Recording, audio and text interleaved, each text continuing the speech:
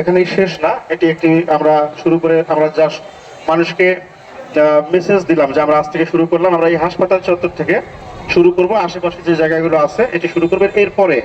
এরপরে আমাদের যে চাঁপাইনবাবগঞ্জ জেলায় গতবার যে হটস্পট গুলো ছিল ডেঙ্গু, সেই জায়গাগুলোতে আমরা মনোযোগ নিবিষ্ট করব। একই সাথে আমাদের নিজ নিজ যে বাসা, আমরা যে আবাসিক এলাকায় থাকি সেখানে যাতে আমরা কার্যক্রম করতে পারি, আমাদের পৌরসভার মাধ্যমে, স্থানীয় সরকার অন্যান্য প্রতিষ্ঠানগুলো রয়েছে, জেলা পরিষদ, পৌরসভা, এগুলোর মাধ্যমে আমরা উঠান বৈঠক করব, মাইকিং করব।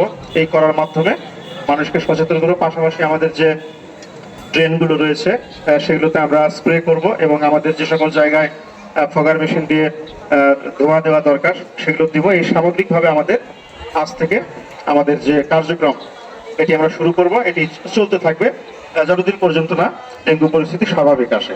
তা আপনারা আজকে যেভাবে সমবেত হয়েছেন এভাবে হয়তো প্রতিদিন সমবেত হওয়া যাবে না, কিন্তু আপনারা নিজ নিজ অবস্থান থেকে নিজ নিজ জায়গা পরিষ্কার রাখেন।